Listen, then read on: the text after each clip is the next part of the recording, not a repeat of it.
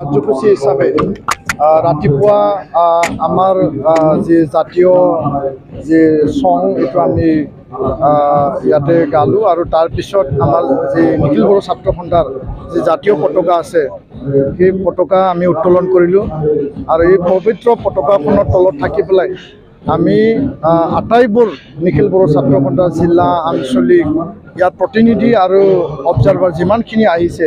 আমি বড়ো জাতিক আগুৱাই নিয়াৰ বাবে পুনৰবাৰ আমি সংকল্প ল'লোঁ আৰু জাতিৰ স্বাৰ্থত আমি নিষ্ঠা সহকাৰে আমি কাম কৰি যাম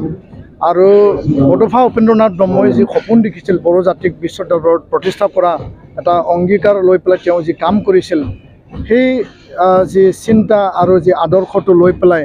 আমি অনাগত দিনত শিক্ষা অৰ্থনীতি সমাজ সংস্কৰণ আৰু আন যি সামাজিক যি সমাজ বিৰোধী যি কাৰ্যকলাপ আছে সেই কাৰ্যকলাপবিলাকো আমি নাইকিয়া কৰিবৰ কাৰণে আমি কাম কৰিম বড়ো মাধ্যমৰ গুণগত শিক্ষা অনাৰ কাৰণে আমি কাম কৰিবলৈ আমি সংকল্পবদ্ধ হৈছোঁ আৰু ইয়াৰ লগতে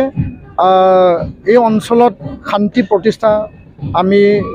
যিকোনো প্ৰকাৰে কৰিবই লাগিব আৰু শান্তিৰ স্বাৰ্থত সকলো ৰাইজ আজি ওলাই আহিছে শান্তি চুক্তি হৈ গ'ল আৰু ইয়াৰ কাৰণে শান্তি আমাৰ কাৰণে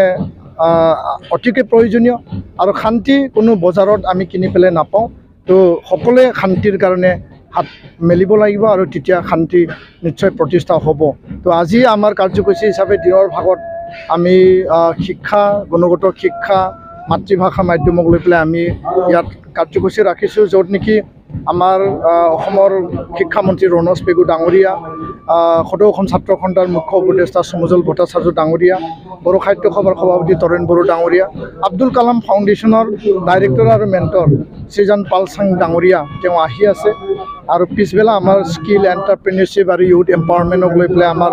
আলোচনা আছে আমি ইয়াত অসম গৌৰৱ বঁটা প্ৰাপকসকলক সম্বৰ্ধনা দিম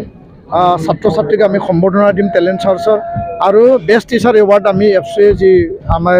বাছি ওলাইছোঁ তেওঁলোকক আমি সম্বৰ্ধনা দিম ধন্যবাদ।